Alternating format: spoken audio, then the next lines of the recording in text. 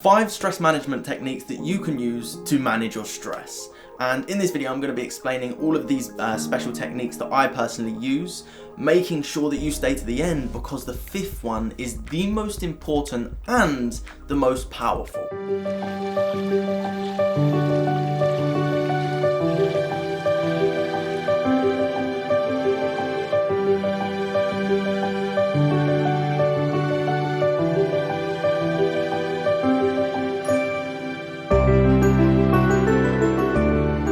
Welcome back to another video. I'm Max Hindle I. I help entrepreneurs reprogram their life, rewire their minds for happiness, success, abundance, fulfillment, confidence, you name it.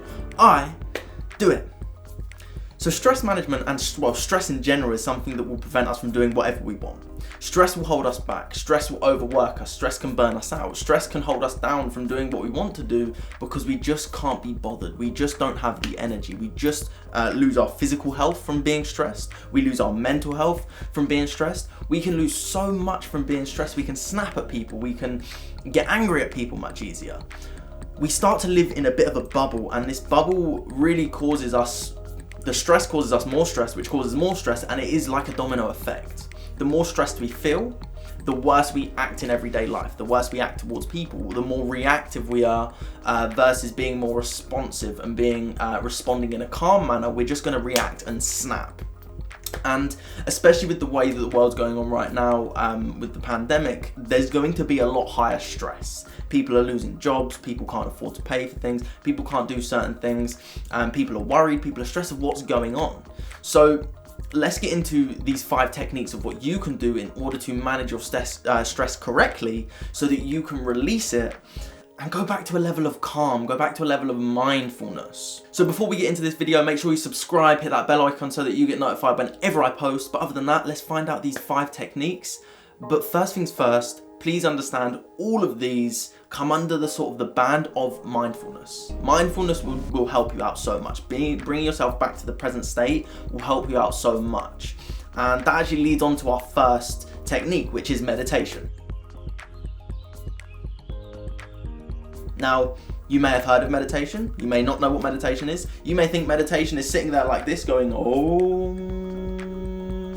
and yes, it can be. But meditation can also be just sitting in sitting in a chair, sitting cross-legged, sitting with your legs down, or even laying down. It can be just sitting there being still. And again, back to mindfulness and the present state of mind, putting yourself into a present state of mind. Meditation doesn't necessarily give you stuff. It doesn't give you anything. The Buddha was asked, what have you gained from meditation? And the Buddha replied, I haven't gained anything from meditation. But let me tell you what I've lost. Anger, anxiety, insecurity, depression, fear of old age, and the fear of death. So imagine losing all of that. Imagine what that is actually going to give you. That's going to give you perspective. That's going to give you good health. That's going to give you positive outlooks. That's going to help you through your everyday life because you are now living without those worries, without those stresses. And meditation is very simple. If you want to do a guided meditation, click this video up here. This can show you exactly within 15 minutes how you can go into a deep state of gratitude, of peace, of calm and tranquility. Or you can watch any of my other videos like this one here, which is more of a self-hypnosis, but this is more 30 minutes. And it really depends on what you want to achieve. The goal with meditation is not to just do 5 minutes and get out. It's to calm your mind. And I had someone ask me a question the other day. How can I calm my thoughts in meditation when I'm not able to? Now, the goal with meditation is to calm your thoughts. That is the goal with stillness meditations, with mindful meditations. So it's not about saying, how do I do it? It's about waiting out until you do it. But there are little techniques that you can use, and I will be explaining in more detail different types of breath work you can do before meditation that completely eliminate your thoughts. And this is what I figured out last night within my meditation. It really came to me, and it was, that is exactly the type of breath that we need to do before meditation. We need to do breath work before meditation so that we calm everything down. And as I said, I will make a video on breath work so that we can release all those thoughts, all that mental chatter, so that we can be in that still state of mind there and then during meditation. The second stress management technique is healthy eating and actually nourishing your body. Reason being is health is wealth. Health is everything. This is your temple. And that may sound very cliche, but it's very true. Without health, doesn't matter what you're doing, doesn't matter what job you have, doesn't matter what relationships you have, doesn't matter how cool you are, doesn't matter how famous you are, doesn't matter how many followers you have, doesn't matter how much money you are, it really does not matter. Because without the health, everything is irrelevant. So understand, are you nourishing your body? Are you eating greens? Are you eating vegetables? Are you eating fruits? Are you drinking water every day, preferably filtered water? Because it's much better. Are you using herbs, spices, all these different ancient remedies that were seen as, or are now seen as alternative medicine, which realistically are traditional medicine, which are real medicine. Medicine doesn't have to be man-made. Medicine can or does come from plants. Things like ayahuasca, things like magic mushroom, things like DMT, they actually shift your perspective to give you a whole perspective on the world. Now, they're obviously hallucinogens, but they are seen as plant medicine. But also things like turmeric, garlic, all these herbs and spices, they really do heal your body. Are you having lemon water with ginger in it? That's what I sometimes have, and that's a really good detoxifying drink. Also, celery juicing. Are you doing juicing? Are you doing all these different types of things to really and truly nourish your body? Because if you look at a lot of stressed people, you can look at what they're eating, and even when I notice, if I'm going through stress, I notice what I'm eating is I'm more binging on the sweets, the chocolates, all the things that aren't so good for me, more processed foods. Versus when I'm feeling great, you look at what I'm eating, and I'm eating ridiculously healthy, and I love it, and I feel more energized through my day. I feel like I've got more energy to respond rather than, as I said, react and snap and be more stressed through your day. Number 3, exercise.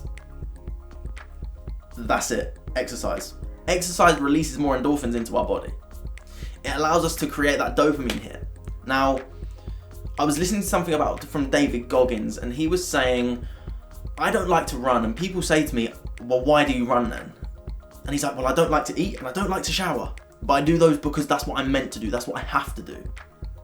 We have to keep our body healthy, We have to keep ourselves moving, because if you don't use it, you lose it. Just like the old thing says, use it or lose it. And it's very true. I notice when I don't use my body, when I don't stretch as much, I'm tense up. I used to be able to do the splits, but I didn't practice doing the splits enough, so I lost to be able to do the splits. I just lost the ability to do it. That doesn't mean I can't ever do it again. All I have to do is practice, and then I'll be able to do it. But just understand that the more you exercise, the more energy you're going to have. You're going to feel better. You're going to, as I said, release those endorphins. You're going to have those dopamine hits. You're going to release more serotonin into your body. And these are all the happy hormones. These are the hits of energy that you need so that you can feel much happier in your day. And when you're exercised, when you're stretched out, if you do yoga, which is a great way of exercising, or if you're doing weightlifting, or if you're going running, it's completely down to you and finding something that works for you. Number 4. This one is a really profound one. Stop multitasking. You can't multitask. I don't care what anyone says, you cannot multitask.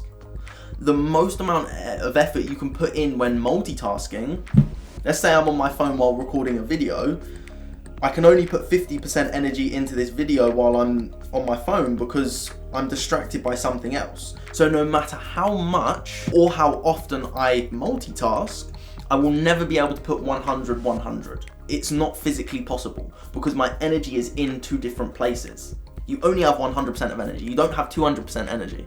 You only have 100% energy. If I'm putting all of my focus, all of my attention on this video, that's exactly what I'm going to do. If I start to move it towards my phone, then I'm going to be 50-50. If I start to move it to my phone and a book, I'm probably going to be more focused on the book because there's more for me to actually do because I've got to read something. But you just can't distribute your energy in that many places. Now, the best thing you can do is break things down, finish one item and move on to the next. And whether that is from a to-do list, whether that is from a sort of list, whether you want a to-do list or you do not, having or itemize and systematizing everything so that you're doing one thing after another. Don't get me wrong, I sometimes fall into this trap. I'll be doing something and I'm like, oh, right, I've actually got to do that. Let me just do that quick. Then I realize now I messed up the first thing and I start to lose track of what I was doing with the first thing. If I just all of a sudden started doing some admin stuff right now, I'm going to waste a load of time on this video. I'm going to start doing that and then I'm going to be like, oh, where was it I left off? So stop multitasking, start single tasking, and start improving the ability. Get one thing done, then move on to the next. Get another thing done, then move on to the next. And if you have to write that down, if you have to plan it out, that's what makes it easier for you, then do it. The fifth and my favorite way to release stress, to reduce stress, to stop stress is called self-hypnosis. Now, self-hypnosis is a very simple thing that I've understood from being a hypnotherapist. It allows me to really calm my mind, to focus my energy somewhere else. And a bit of a side note, hypnosis is just a focused state of concentration. So when you're feeling stressed, when you focus and concentrate on something specific, whether that being any type of induction, whether that being focusing on a candle, whether that being focusing on a spot, on something on the wall, you're focusing all of your energy and you're breaking away from the outside world. And that's why I love hypnosis so much. That's why I love self-hypnosis so much. And if you have never used hypnosis before, then I recommend to see a hypnotherapist, do hypnotherapy just to understand it at least, or work with someone just to get those results much faster. And if you do want to work with me, head over to my website, schedule in a subconscious mind analysis so that we can go through, it's completely free, so that we can go through where you're at, where you want to be, and then we can take you to that destination. But self-hypnosis is possible to do on your own. You have that ability. And with self-hypnosis, there will be a link in this video very soon of my self-hypnosis course that is coming out. So if you're watching this in the future and you see the link down below, go ahead and go and get it and understand how to use self-hypnosis to completely change your life. But the reason it works so well, as I said, is you're distracting your mind from the outside world. You're focusing on where you want to go, to calm, to peace, to tranquility, to love, to happiness, to joy. And you're living and you're physically raising your vibration. Now, if you want to watch a video on 8 different ways to raise your vibration, click this one up here. But the reason I use self-hypnosis, it kind of ties in with meditation.